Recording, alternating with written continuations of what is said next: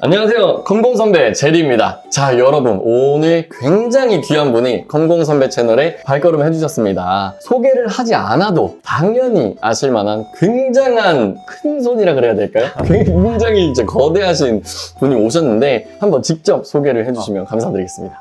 안녕하세요. 저는 유튜브에서 49만 구독자를 보유한 유튜브 조코딩 채널 운영하는 조코딩입니다. 반갑습니다. 와! 나 성공했어. 일단은 이렇게 귀한 걸음 해서 너무나도 감사드리고, 진짜 조코딩님한테 너무나도 감동받은 게 지난번에 조코딩 촬영 현장에서 뭔가 연예인 보는 기분이에요. 컴공 선배 잘 보고 있습니다. 와주셔서 감사합니다. 그때 이제 정식적으로 이제 뵈면서 혹시 또 인터뷰 한번 해주실 수 있을까 요청했는데 너무나도 선뜻 또 나와주시겠다고 했어서 이 기회를 놓칠 수가 없다 하고 계속 러브콜을 이렇게 보냈는데 단 한 번도 싫다고 하지 않으시고 바로바로 일정을 잡아서 이렇게 나와주셨던 게 저는 개인적으로 진짜 너무나도 감사드리는 바입니다. 감사합니다. 저도 드라마 출연해주신 덕분에 풍성한 드라마가 됐습니다. 계속 이렇게 좋은 얘기만 서로 막 하고 있는데 이제 다시 본론으로 이제 들어가자면 백엔드 개발자 로드맵을 찍고 있잖아요. 조코딩님 같은 경우에는 지금 영상으로 웹 강의 영상 같은 것도 올리시고 리액트 네이티브를 써서 엑스포 다루는 법, 막 웹뷰로도 올리는 법 이런 것도 올리시고 최근에는 AI 관련된 영상도 계속 올리시고 라이브 방송으로도 AI 쪽을 계속 신규 데이터들을 막 주고 계신데 저도 굉장히 라이브 방송 때도 굉장히 시청을 잘 하고 있거든요. 몰래 숨어서 채팅을 치지 않고 보고 있는데 조코딩님 같은 경우에는 이렇게 엄청나게 다양한 경험을 가지고 계신데 어떻게 하면은 이런 것들을 다 하실 수 있는지 어떻게 살아오셨는지 이런 것들도 많이 궁금해서 좀 전반적인 자기소개를 한 번 더 길게 한번 들어볼 수 있을까요? 저는 비전공자로 시작을 했고요. 그래서 처음 코딩을 접한 거는 제가 앱을 만들고 싶어서 뭔가 창업 쪽에는 되게 뜻이 있었는데 아무래도 창업하면은 장사하거나 이럴 수도 있지만 그래도 어떤 어플리케이션을 만들어서 그걸 기반으로 좀 서비스 기반 창업하는 게 대세인 상황이었어서 그래서 어떤 앱을 만들어 보자라는 생각에 처음 이제 코딩을 공부하기 시작했습니다. 처음에는 막 C 언어 이런 걸 해야 된다고 해서 했는데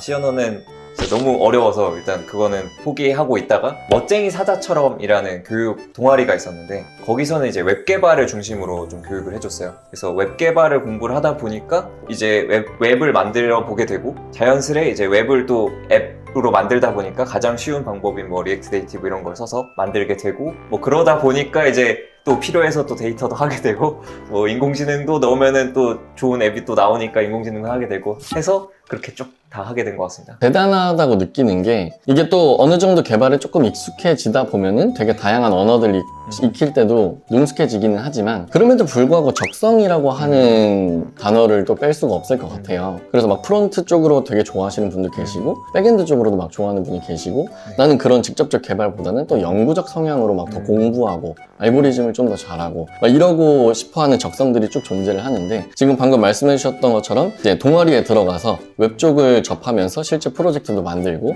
계속 그렇게 카테고리를 늘려갔다라고 말씀해 주셨는데 조코딩님 같은 경우에는 그러면은 전체적으로 다루려고 하는 적성이 있으신 거라고 봐도 될지. 뭔가 저는 아예 프론트엔드 개발자가 돼야겠다고 뜻이 있던 건 아니고 그냥 창업이 뜻이었어서 그래서 그냥 어떤 프로덕트를 만들기 위한 다양한 도구들을 좀 학습을 했던 것 같고요. 그리고 심지어 개발자 직장으로 취업했을 때도 SI 기업에 들어갔는데 그때 되게 어떻게 보면 운이 좋은 걸 수도 있는데 엄청 다양한 프로젝트에 들어갔어요. C#.NET 이용해서 뭐 윈도우 프로그램 만드는 것도 했었고 또 어떤 곳은 이제 스프링 전자정보 프레임워크 이용해서 되게 옛날 사이트 만드는 것도 했었고 뭐 JSP 서블릿 이런 것도 했었고 어떤 곳에서는 아예 데이터만 다루는 데도 갔어서 거기서는 뭐 스칼라라는 언어를 이용해서 빅데이터 처리하는 쪽에도 있었고 되게 이게 스펙트럼을 넓게 프로젝트 여러 개 투입이 됐었어요. 그래서 좀 더 이제 좀 다양한 곳에 더 눈이 트일 수 있는 좀 계기도 됐던 것 같습니다. 지금 얘기를 들어봤었을 때는 SI에 가서 되게 여러 가지 프로젝트를 해서 당연히 힘드셨겠지만 되게 좋은 경험으로 또 다가왔었던 그런 피와 살이 됐다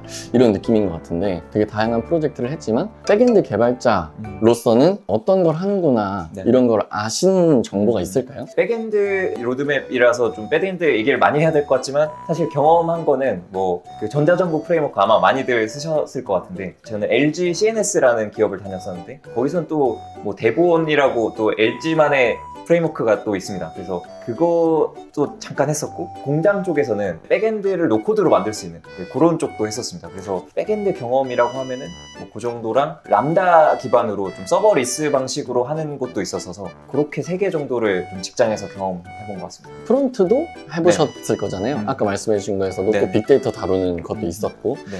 뭔가 각 직종별로의 경계선이 뚜렷하다고만 느끼셨는지 아니면 뭔가 그런 거 없이 그냥 전체적으로 두루두루 해야 된다고 느끼셨는지. 엄청 좋은 기업이고 큰 기업일수록 잘 나눠져 있을 것 같은데, 저는 좀 SI 프로젝트성으로 투입되는 곳이 많았어서 거기서는 좀 경계가 없이 두루두루 하게 된 것 같습니다. 그래서 뭐 페이지 단위, 뭐 기능 단위로 그냥 프론트백 상관없이 하는 경우가 좀 많았어서. 뭐 예를 들어 회원가입이라고 하는 기능을 만들어야 된다라고 네네. 하면은 페이지도 내가 만들고 맞습니다. 네. 백엔드도 내가 만들고. 맞습니다. 비전공자 출신이신데 동아리에 가셔서 개발 실력을 쌓으시고 그리고 나서 바로 취업을 하신 거잖아요. 네. 얘기가 이렇게 쉬운 거지 굉장히 어려웠을 건데 네. 어떤 과정을 거쳐서 그렇게 취업을 성공할 수 있었는지가 좀. 한때 이제 되게 다양한 진로를 고민하다가 개발자 쪽이 맞겠다라는 걸 좀 느낀 때가 있어서, 그때부터 이제 뭐 코딩 테스트라던가 좀 개발자가 자바 그래도 취업할 때가 많아서 뭐 자바 공부 되게 빡세게 하고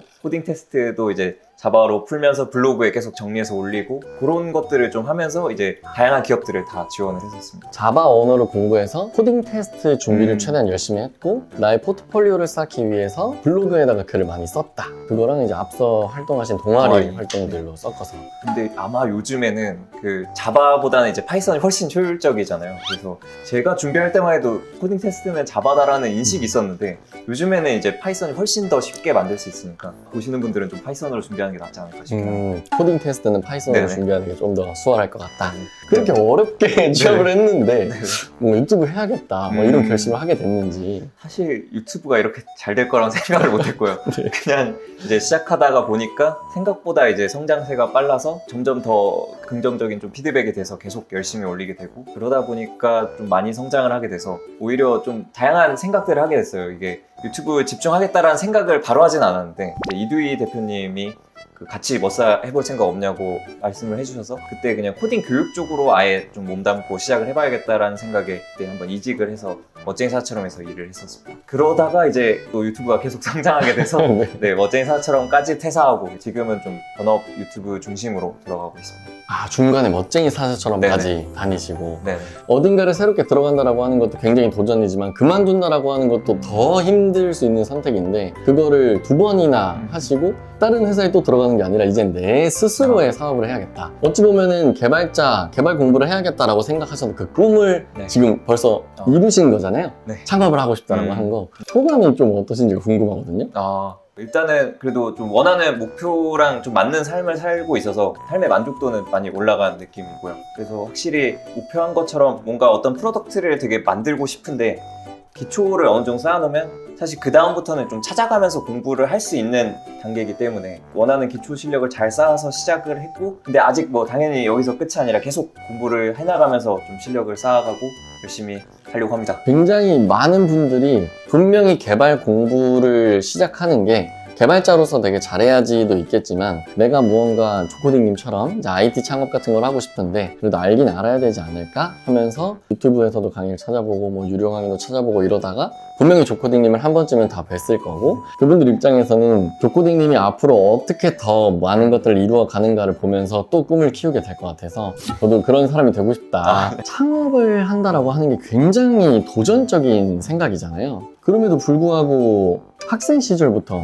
창업을 해야겠다라고 꿈을 가질 수 있었던 계기는 어떻게 되는지. 뭔가 명확하진 않았고요. 위인들, 뭐 스티브 잡스, 주커버그 이런 사람들의 성공 스토리를 고등학교 때 미디어나 이런 데서 많이 듣고 나도 대학교 때 이렇게 될 수 있지 않을까라는 좀 막연한 꿈이 있었는데 확실히 제가 이제 1, 1학번인데 그때 카카오톡이나 뭐 어떤 버스 앱이나 이런 어플리케이션 간단한 것만 나와도 엄청나게 화제가 되고 다운로드 늘어나고 수익도 많이 나오고 이런 시기였습니다. 그래서 그냥 뭔가 앱을 내기만 하면 되게 성공하는 케이스들이 주변에 많이 보여서 이런 거면 나도 할 수 있지 않을까라는 생각이, 창업에 대한 막연한 생각에 겹쳐져서 이걸 나도 해봐야겠다는 생각이 들게 된 계기가 된 것 같습니다. 직접 개발 공부도 막 해보시고 직접 이제는 사업도 운영하고 계시고 이러잖아요. 이제 아까 얘기했던 것처럼 사업에 대한 꿈을 가지고 계신 분들한테 개발을 이 정도는 알고 있어야 될 것 같다를 얘기해 주신다면, 당연히 배워야 된다면 정말 끝이 없겠지만 기초 수준으로 배운다면은 프론트엔드의 그냥 기본적인 돌아가는 HTML, CSS, 자바스크립트라든지 이런 클라이언트 단위 기초와, 그리고 백엔드는 CRUD라고 해서 어떤 서비스든 다 공통적으로 포함되는 그 정도의 개념만 한번 다 익히시고 나면은 사실 그 다음 공부는 이어지잖아요. 약간 원래 배운 거에서 조금 더 배워서 이런 라이브러리가 있다 하고 붙여보고, 리액트 이런 것도 좀 더 프론트엔드를 빠르고 편하게 만들기 위해서 생긴 라이브러리라, 이걸 몰라도 뭐 다 앞에 단에 배운 거 CRUD만 알더라도 다 만들 수 있는 거긴 하니까 그 정도까지만 배우신다면 괜찮지 않을까 싶습니다. 요새 챗 GPT가 정말 핫하잖아요. 네네네. 입문자 분들 입장에서 챗 GPT를 써서 공부를 하는 게 더 도움이 될 것 같은지, 아니면 뭐 책을 보면서 키워드들을 이해하고 이 상황에서 챗 GPT한테 구글링 하듯이 물어보는 게 나을지. 어떻게 요청하는지만 알아도 그냥 AI를 잘 활용해서 응답을 받을 수 있으니까 사실 그것만 해도 일단 가장 기초적인 거는 API 활용일 것 같고, 메타버스처럼 AI도 금방 뭔가 또 쉽게 될지. 또 실리콘밸리에 가서 좀 많은 분들을 만나보면서 느꼈던 건데,